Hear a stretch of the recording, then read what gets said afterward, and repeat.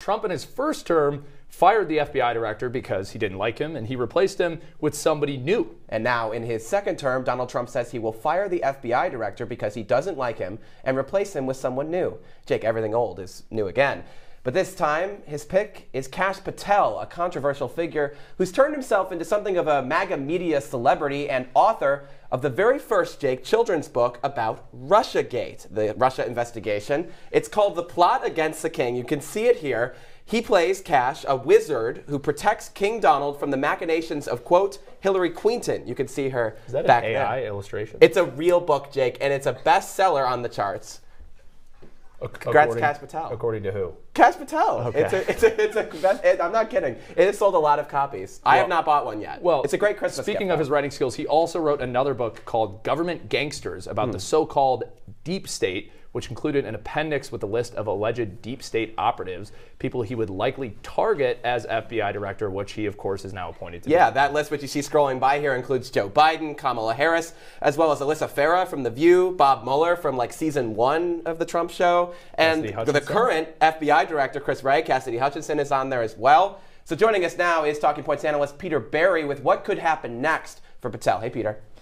Hey, Luke and Jake, that's a pretty long list, but President-elect Trump has tapped him to be the new FBI director. This appointment sets up a potential fight between the Trump administration and the Senate. Patel is going to need Senate confirmation to become the next FBI director.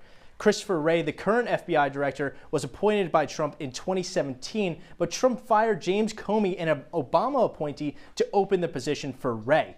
FBI directors are appointed to 10-year terms to make them protected from political pressure. But let's take a look at who Kash Patel really is. He worked in the first Trump administration and under the National Security Council on Terrorism, and he was the chief of staff of his last Secretary of Defense, Chris Miller, and he was also a Justice Department attorney. But he was floated as a name for Bill Barr's Attorney General as the FBI Deputy Director. But Bill Barr said, quote unquote, according to Politico, over my dead body. But some of Patel's comments have worried Democrats, as he has said in the past that the mainstream media has been the quote unquote enemy and is actively working against the people.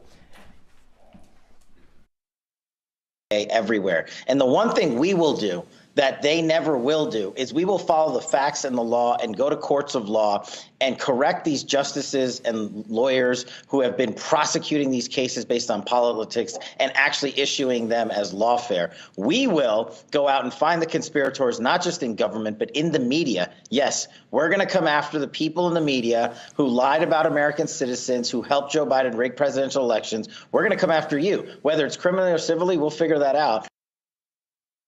Whether Patel could actually prosecute the media or government officials is unlikely, as he would be breaking the FBI's own guidelines that investigations cannot happen with sufficient evidence.